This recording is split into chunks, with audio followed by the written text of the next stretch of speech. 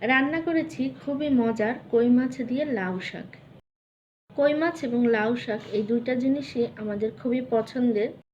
তাহলে চলুন আমরা সরাসরি চলে যাচ্ছি দেশি কই মাছ দিয়ে লাউ শাক রান্নার রেসিপিতে।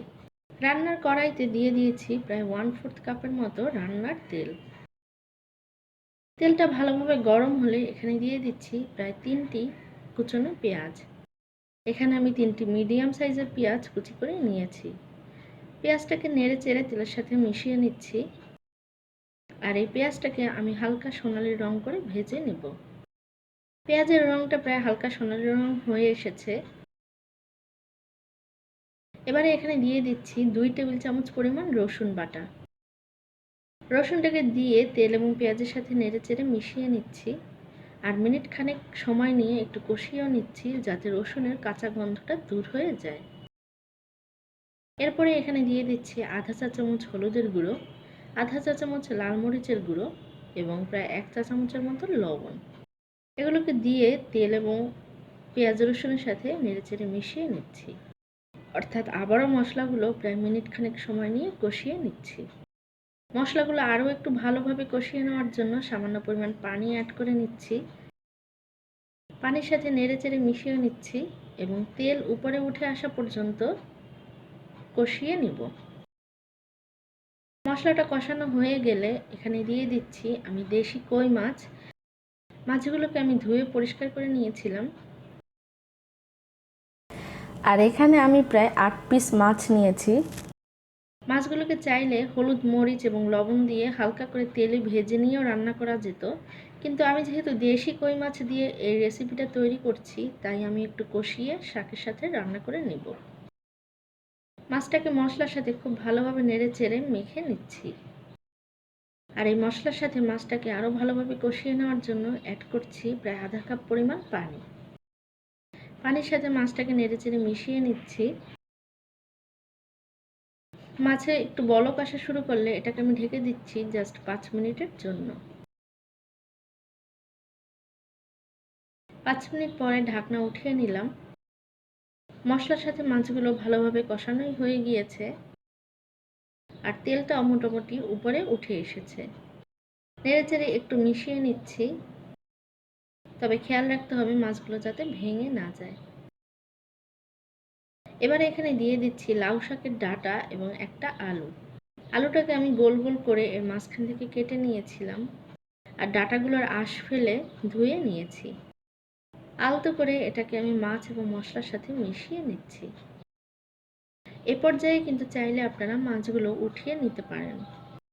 এরপরে মশলায় বাকি ডাঁটা এবং আলু কষিয়ে নেওয়া যেতে পারে। অ্যাড করছি সামান্য পরিমাণ পানি যাতে মশলায় ডাঁটা এবং আলু খুব ভালোভাবে কষানো হয়। এবার নেড়ে নিচ্ছি।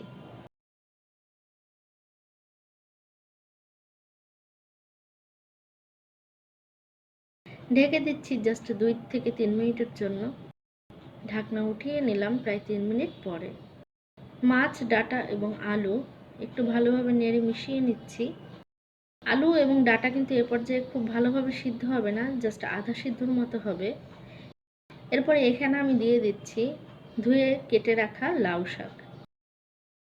এখানে আমি বাজার থেকে প্রায় 1 আটি পরিমাণ লাউ শাক কিনে নিয়েছিলাম, সেটাকে ভালোভাবে ধুয়ে এরপরে কেটে নিয়েছি। আর লাউ শাক কীভাবে কুটতে হয় সেটা মনে হয় আমরা সকলেই জানি। শাকটাকে আলতো করে মাছ এবং মশলা তরকারির সাথে খুব ভালোভাবে উল্টিয়ে পাল্টিয়ে নিচ্ছি। চুলার আঁচটা মিডিয়ামে রেখে এটাকে ঢেকে দিচ্ছি জাস্ট 2 থেকে 3 মিনিটের জন্য, যাতে শাকটা একটু কমে আসে। 3 মিনিট পরে আমি ঢাকনা উঠিয়ে নিলাম এবং শাকটাকে এ পর্যায়ে এবার নেড়ে নিচ্ছি। শাকটাকে প্রথম পর্যায়ে একটু ঢেকে দিলে এটাকে নেড়ে নিতে ঝামেলা কম হয়, কারণ শাক খুব তাড়াতাড়ি কমে আসে। খুব সাবধানে আমি এগুলোকে নেড়ে নিচ্ছি যাতে মাছগুলো ভেঙে না যায়। শাক থেকে যদি পানি বের না হয় তাহলে আপনারা এখানেও আমার মতো করে একটু পানি অ্যাড করে নিতে পারেন। আমি এখানে প্রায় আধা কাপেরও একটু কম পরিমাণ পানি অ্যাড করে নিয়েছি। সব ধরনের শাকে যে পানি অ্যাড করতে হবে তেমনটা না।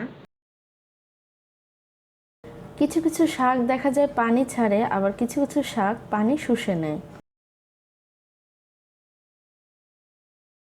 ভালোভাবে নেড়েচেড়ে এখানে আমি দিয়ে দিচ্ছি 7-8 পিস কেটে রাখা কাঁচামরিচ। কাঁচামরিচটাকে দিয়ে শাকের সাথে একটু ভালোভাবে নেড়ে মিশিয়ে নিব। আমি যে পরিমাণ পানি দিয়েছি এতে শাকটা খুব ভালোভাবে সিদ্ধ হবে এবং হালকা ঝোলঝোলও থাকবে। মোটামুটি একটু সাবধানে নেড়েচেড়ে মিশিয়ে নিচ্ছি এবং ঢেকে দিচ্ছি প্রায় 10 মিনিটের জন্য। ঢাকনা উঠিয়ে নিলাম 10 মিনিট পরে। দেশি কই মাছ দিয়ে লাউ শাক রান্নার রেসিপিটা মোটামুটি হয়ে এসেছে। শাক, ডাঁটা এবং আলু খুব ভালোভাবে সিদ্ধ হয়ে গিয়েছে। আর আমি লবণের পরিমাণটাও চেক করে দেখেছি, লবণটাও পারফেক্ট আছে। সেই সাথে তৈরি হয়ে গেল খুবই মজাদার লাউ শাক দিয়ে কই মাছের রেসিপি। আশা করছি আজকের এই ভিডিওটি আপনাদের ভালো লেগেছে।